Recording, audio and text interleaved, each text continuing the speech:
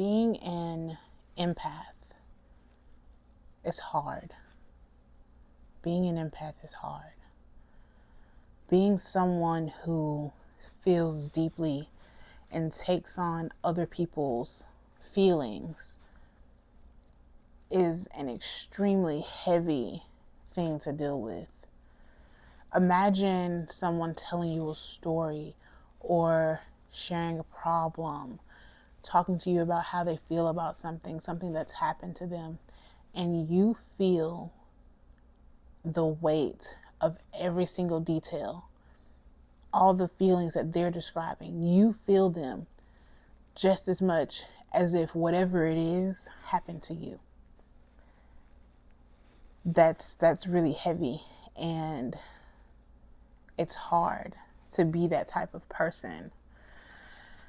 And it makes it even worse when you're a fixer on top of it, when your mind, your body is taking on, and your heart is taking on all three. Your mind, body, and heart are taking on all of these emotions. And then on top of that, you go into resolution mode, especially meaning if this is someone that you care about, people that you care about that you're talking to, or whatever the case may be, you feel the need to try to resolve whatever the issue is. It's really hard.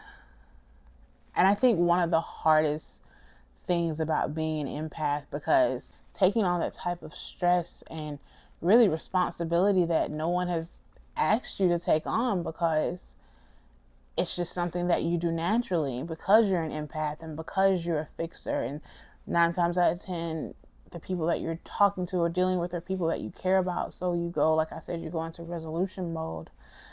That takes a toll on you as an empath, as someone that is not even a people pleaser. It's more so just someone that you want to make things right for the people that you care about, but it's so easy to lose yourself in that and put what you need on the back burner. And sometimes it takes a while, and it takes really big events before you realize that you're sacrificing so much. You're sacrificing your own feelings and peace, and sometimes who you are, or more so who you want to be, when you take on so much weight that you don't necessarily have to take on, but you don't want to leave things unfinished if you can help, or without resolution if you can help, or you can think of a way to make things better. That can cause so much stress. And stress, especially stress like that, manifests in the body in such a negative way sometimes. And it takes going through that a few times. And sometimes it takes a while to even realize that that's what it is. But it takes going through that a few times to say, hey, once you connect the dots, XYZ, whenever XYZ happens, this makes my body shut down. It makes my mind foggy. It makes me feel sick. Stress manifests in crazy ways, especially in women, I feel like. But one of the hardest things of being an empath, I feel like, is taking the step to prioritize yourself and protect your peace. Because sometimes from the outside looking in, that looks like you forsaking others. But it's really not. You're saving yourself at the end of the day. And some of you may feel like it's not that deep, but if you're an empath, you know it is.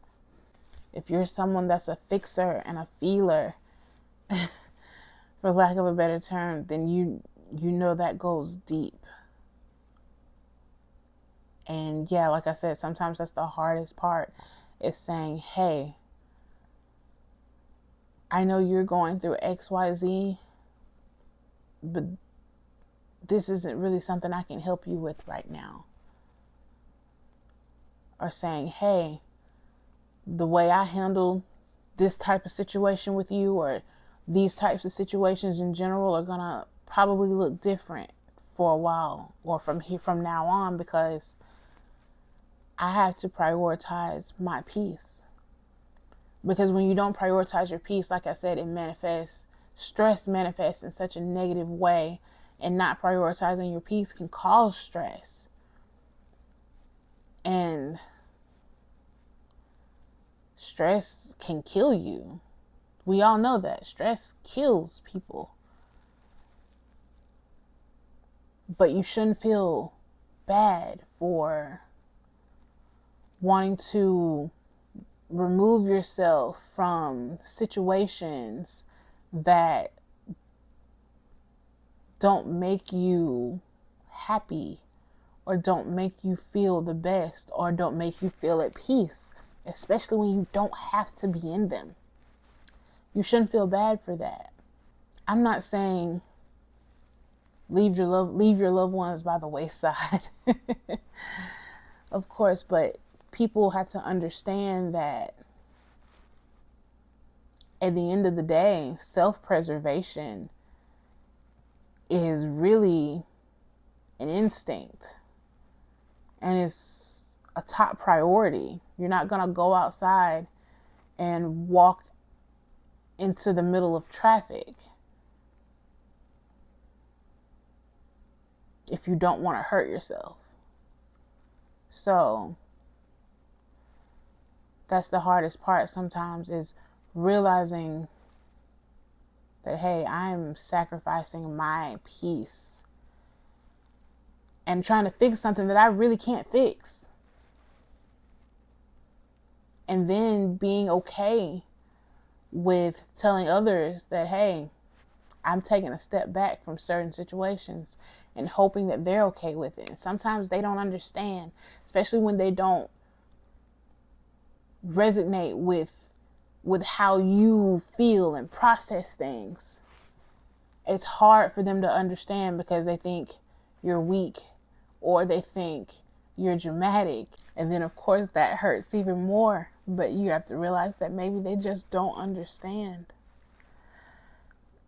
But because they don't understand, sometimes they end up disrespecting the boundaries that you set, because they're not taking what you're saying seriously. But at the end of the day, self-preservation and self-love comes before anyone else's problems. So you realize that you have to take the steps that you need to take to make sure that you're okay. And that may be hard, and it may hurt, because you don't want to seem like you're not there for others, but you're important too. So you've got to do what's best for you. And if the people that are affected by that, or that are around you, or that love you, really love you, they'll learn to understand that.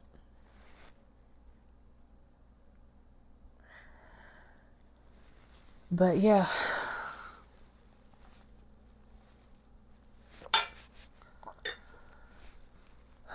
being an empath is hard.